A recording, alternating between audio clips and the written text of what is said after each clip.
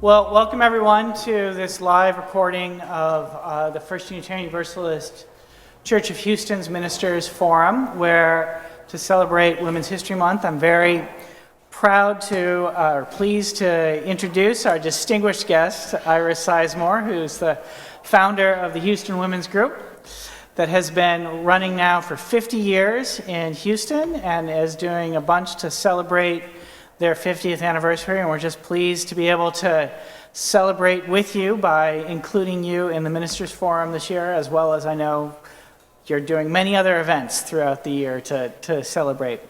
So Iris, if you could just start off by telling us what is the Houston Women's Group?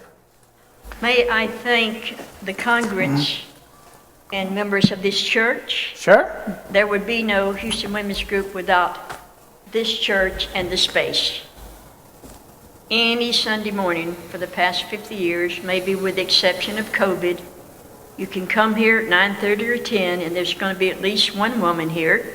Usually, I will be here, and you're going to go to lunch together. So that is just an underpinning for all of it, space. Historically, women did not control space. Patriarchy defined all of that. So we are so grateful to you all. Women's group started in the, the early parts of the second wave of feminism. I came to Houston in '74, so we were riding on the energy of all the movements before us, civil rights movement, not Black Lives Matter, but we'd already got Roe v. Wade, even the hippie movement. So there was all of this energy that we were able to sort of bring into our movement. And I started it for, like many groups, my own personal journey of trying to define myself as a woman in a patriarchal society. And it started with feminism. Feminism has been my lodestar and my lodestone, my guide and my energy. So I wanted to carry that on here. Feminism is a basic notion that women are human, are people. It's just that basic. As Bell Hooks says, feminism is good for everybody, all genders. So it started by the fireplace. Reverend Webb Kitchell was here, and Julie, some of you remember, is that right? I don't know how far back I need to go with this. And I had come from the University of Chicago. I did not graduate. That was my first job. So I was caught up in the intellectual curiosity of the zeitgeist of the time. So when I came, I thought, if somehow you can volunteer for it was a portable book group, a book cabinet, and it moved around on wheels. You remember that, anybody? So I said, I'm going to volunteer for that. I had been a Unitarian at the Barrington Church in Illinois. So that started in books like Beyond God the Father by Mary Daly, Heretics, if you need it. And then that's when the Kitchells were here, the Lowe's were here, the Hubbards were here. You can kind of, I think a lot of them. So we started talking. And finally, by the fireplace, we had a fire. I said, maybe we could just try to move upstairs. And sure enough, a space was found for us. And that was in September of 1975. I think we were unique that we met weekly. We had women-only speakers. And that was rare, and it was women only. Any woman who comes and says you're a woman, that's fine. You're okay where you are, let's start here. And the Unitarians gave us a space, and we renamed the Sojourner Truth Room. We had to go before the board. It was named after a man, probably a good man, probably Unitarian, but we named it because women, if you recall, we never had the privilege of naming. Everything was named before us by patriarchy. As you know, in the second wave, it was mostly white, middle class and above. There was no critique of race or class or gender, in fact. So we were mostly trying to define ourselves. Wanted to be seen, wanted to be heard, to have agency, to bear witness to each other. In the early days when we talked about sexual trauma, gender violence, we always had a therapist there for triggers and so forth. We did a lot of crying, a lot of fury, a lot of celebrating. We were unique that we were open every Sunday except, I think, COVID, perhaps. We never closed because so many of our women come to hear. There's three things that I think is still similar when you come to this Houston Women's Group. If you want to speak, is how did you find us? And I came here because of a divorce and a job at the Houston Methodist Hospital. Mm-hmm. And I hear that now. Job, taking care of family. Yes, those, I think those still are applicable to the reason. Some come to the church. I came to the church and found the women's group. Like right now, if you come to Houston Women's Group and you want, I'm going to say, we're going to introduce ourselves, as you know, and we say, my name is. Once again, the power of naming. Mm-hmm. That was very important. And the second wave that I'm talking about. And so basic things happen. There's women want to be heard and seen. To find one's own identity was a big part. To bear witness to our losses and our pains. Once you start understanding, trying to figure out who you are as a woman. And then out of that comes a sort of a catharsis of fury at why did this happen? Why is this happening? And then out of that, there's an agency that comes from each woman, and then the activism began. Iris, one thing, and you've talked about kind of why it started. I think I'd like to know a little bit more about your own background. I mean, you said you came here from the University of Chicago to work at Houston Methodist. You grew up Unitarian Universalist. You learned about Unitarian Universalism as an adult. I did. You know, maybe just a little bit more about your own story. Well, let me prelude that. I was born in South Carolina in 1940, and I was raised by loving grandparents and aunts, but the racism was not even covert, it was overt. So I grew up hearing the words, you know, that are so painful now, back then.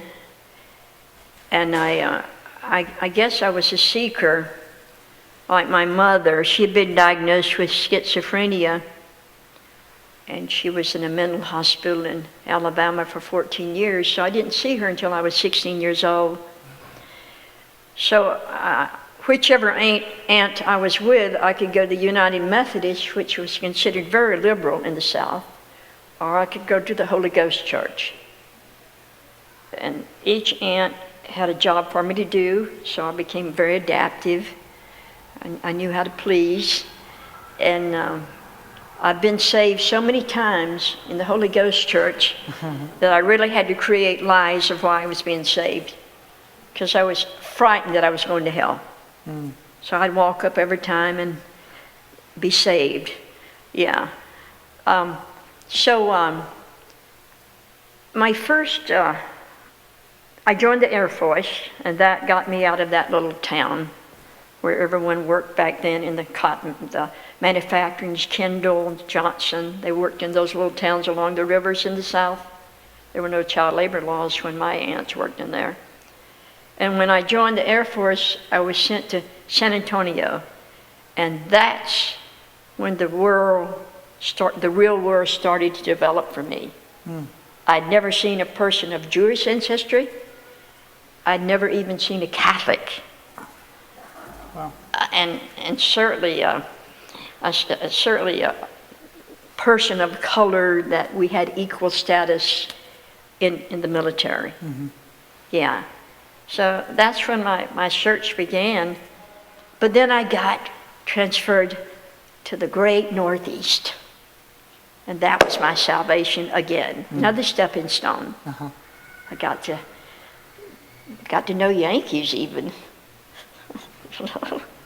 And got to visit, the great cities, there, Philadelphia, New York, and got to travel a lot in the Northeast.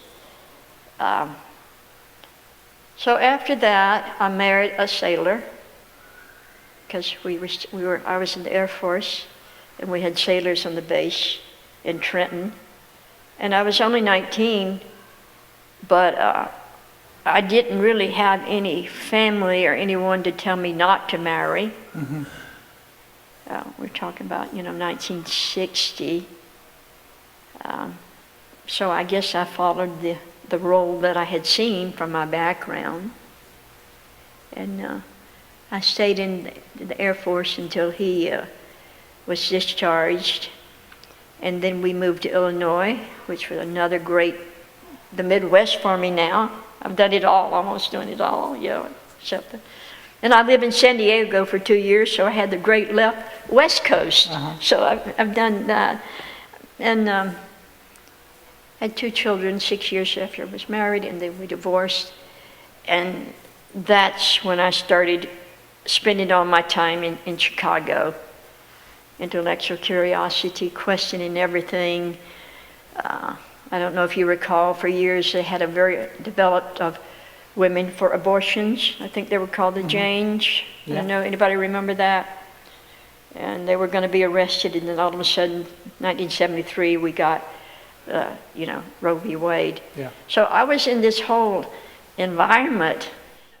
There was never any pressure to become a member of this principles of an organization that certainly coexisted with a feminist worldview. Mm-hmm. I don't even know if Unitarians had started class and race back then.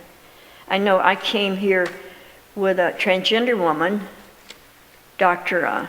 Michelle Cunningham, but in Utah, the biggest church there would be in Salt Lake City. She was Dr. Michael Cunningham. But I'm going to say, the Unitarians could not handle that in 1975. Mm. It had not been addressed. So eventually, she was a Unitarian minister. She went to University of Chicago. Yes. Mm-hmm. And that was before the word, I think, transgender. I'd never really knew much about it. She taught me so much. So, but what would you say, in that 50-year history, have been sort of the most significant events in the group's history, right? I know you've had speakers, but sort of what has been... Every woman that comes in there has a story. Mm.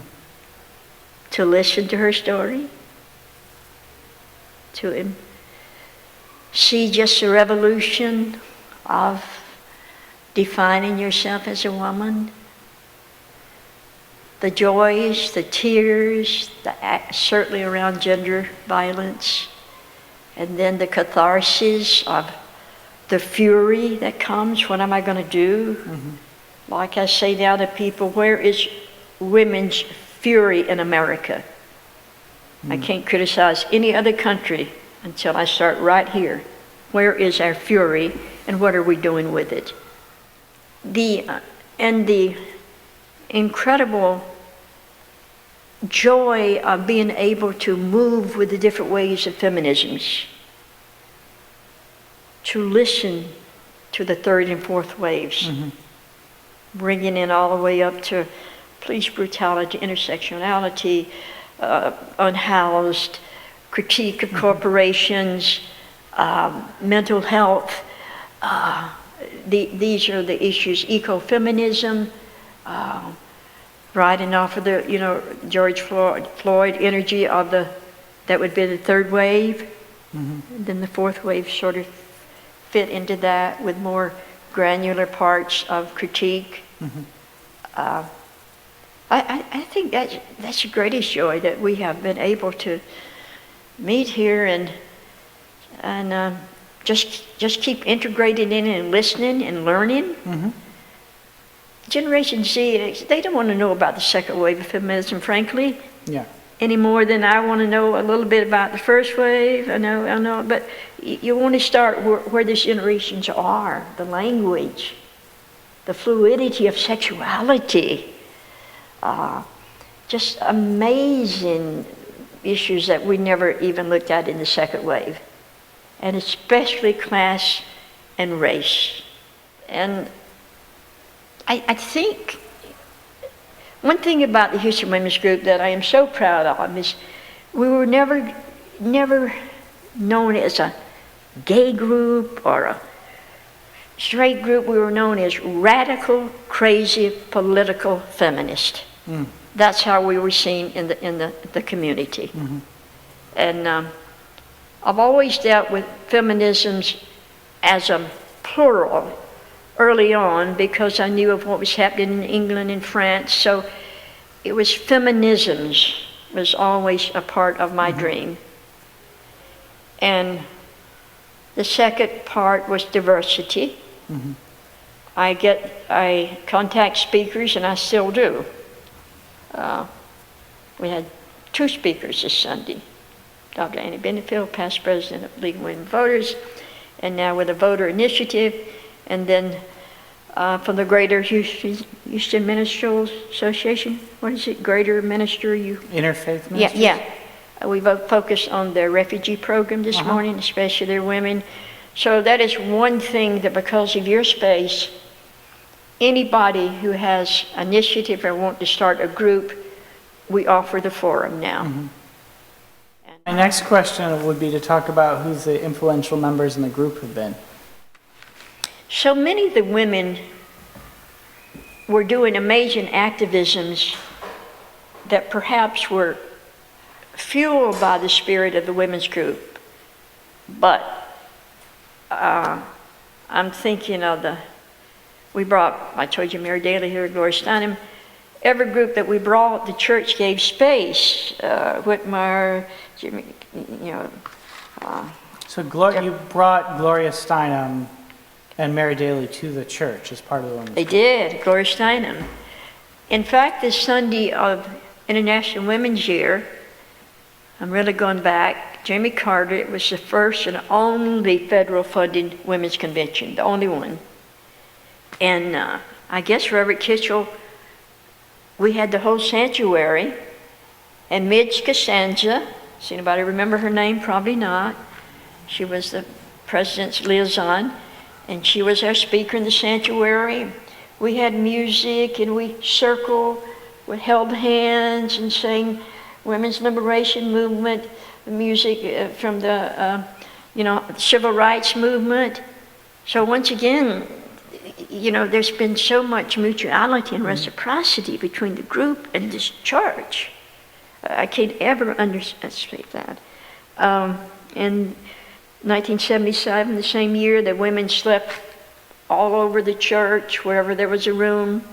That's the way that we took part in that. We have Lillian Kerr and Deborah Bell. They both have radio programs on KPFT. They carry their activisms out in the community. My partner Jackson started Women Against Violence Everywhere. I think Patty Northcott, one of the original astronauts, Sissy Farrenthal, Ellen Cohen. Our members have volunteered from the start, from the Houston Women's Group. I remember, if you remember, Nancy, in the summer, when the ministers would get a little sabbatical, they would ask different groups to present in the summer. I don't know if you've ever heard of that, but we did. And I remember Trish Cunningham, for the first time, standing up before the congregation and talking about a rape a rape, sexual assault. I mean, this is the issues, the personal is political, and I think we certainly did well in that. There's something called consciousness raising. Nancy, you probably know about that, where you got together for 6 weeks and there were certain guidelines, starting with your own personal histories of assaults and economics. We had one of the first banks, all women's bank, that we took part in. Some of us were investors in that. There's so many. Denise O'Doherty, I think I shared with you, didn't I? Only certified transgender in the country, probably. She went to Canada. She specializes in that now. You don't have to come a women's group anymore because, I mean, Jean in the leadership, she started a little group down there in another country. What's those countries called? Oh, it's not another country. What's it called? League City. Well, if you live inside the loop, like I'm fortunate enough to do, and many of you all, okay, so she started a little group down there. They get together. It's community, being heard and being seen, venting. And then Shelby, our young chemical engineers, we have 3 of them now, I think.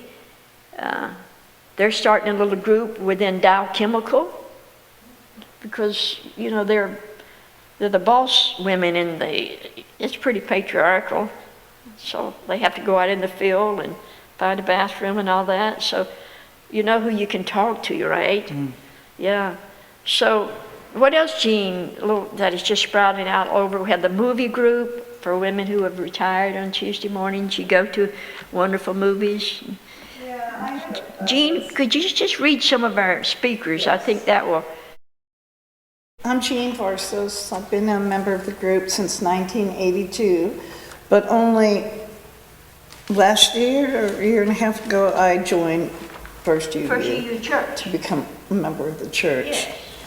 And anyway, some of the interesting speakers you had already mentioned today. We had Annie Benefield, who's the president and founder of Houston Voting Initiative, and she's a 23-year-old professor of political science from Lone Star College.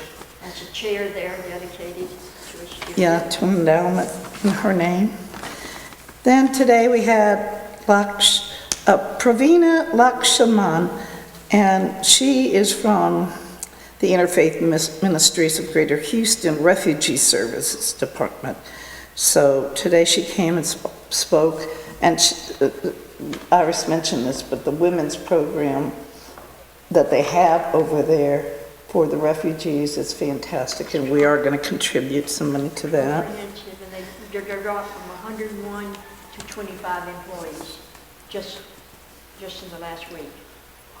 So we're going to be able to give some money over there. Yeah. On March 23rd, Sydney Neal, one of our millennial members, she's going to talk about the state of democracy, looking into the foundations the American government was built on and what it means for Americans currently. Often the forum of debate is very deceivingly limited by presuppositions that I conditioned into us by a long history of American propaganda. We've got, on March 30th this month, we've got Leah Averny. She's born in California to Israeli parents, and her discussion is going to be the impact of fake news on the Israeli-Palestinian conflict, a call for empathy and truth. She was in there on October 7th. She was in Israel. Yes. War began. Yes, when that happened. We had Sister Seal Roger from the Dominican Sisters of Houston. She spoke about justice, peace, integrity, and immigration. And then one of our longtime members, Linda Morales, she is a fierce advocate for Latino women, LGBTQIA+, and workers' rights. She's always a dynamic speaker. And our members are just incredible, doing incredible activisms, and they probably never have to come to the Houston Women's Group again. It's there. A woman named Marilyn Schultz came 40 years ago, and she says, "Is Iris still here?" "Yeah, I'm still here." So we welcome, So what was your question? Well, just you had said a couple of times through the interview, and I thought maybe this was a good place to end, around how the second wave feminism really did not have any kind of analysis around race or class or gender, and that you feel like third and fourth wave feminisms do. And so I thought maybe, since as a way to sort of talk about the future, you could meditate for a moment or two about how having more of an analysis of race and class and gender has changed the group and is changing the group and might change the group in the future. Well, the first thing is have diversity of speakers. So having personal friends and building trust levels, and where you go out for coffee, do a lot of listening, learning, continue diversity, listen, have the women engaged. They're telling their stories now of their organizations. This is one of my greatest accomplishments, that we're able to expand into the evolving feminisms and listen to their issues.